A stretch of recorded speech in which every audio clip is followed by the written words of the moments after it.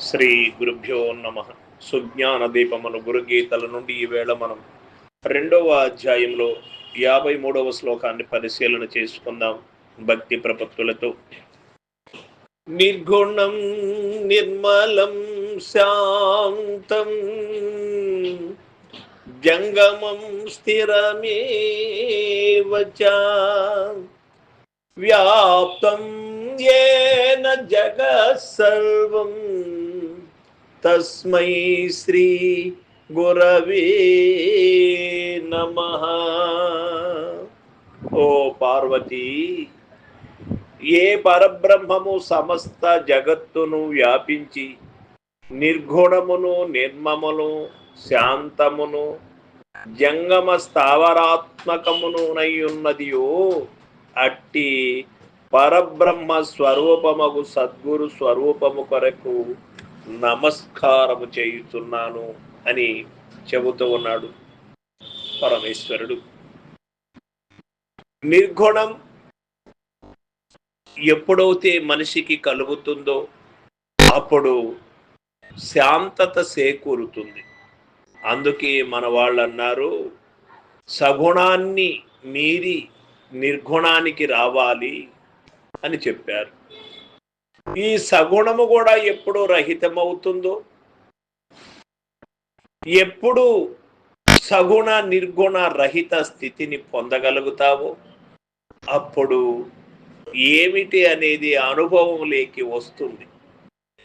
ఈ జంగమ స్థావరం మొదలు సమస్త కదిలే వస్తువులలోనూ కదలని వస్తువులలోనూ ఒక మానవ జన్మములోనే కాదు, క్రిమికీటకాది సమస్తము కూడా అలలమయమై ఉన్నది ఈ యొక్క మానసిక స్థితి, మనసు.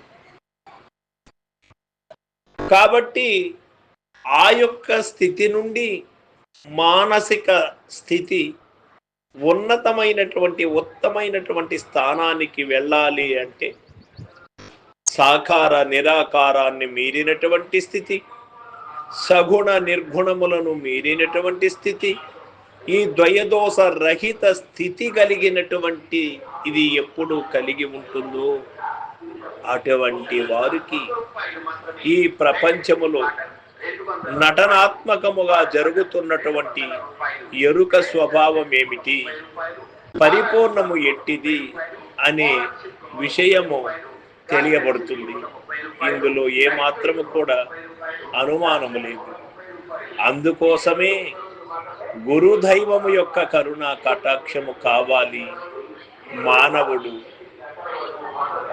మాధవుడుగా ఎదగడానికి, మానవుడు ఈ యొక్క భ్రాంతి రహిత స్థితిని పొందడానికి గురువు యొక్క కరుణ కటాక్షమే కావలను, ఏరొక్కటి కాదు. ఆ గురుదైవము యొక్క కరుణ కటాక్షములు పొందినటువంటి వారు సులభముగా సాకార నిరాకార స్థితులను, సగుణ నిర్గుణ స్థితులను, ద్వయదోష రహిత స్థితిని అన్నిటినీ కూడా మీరగలడు.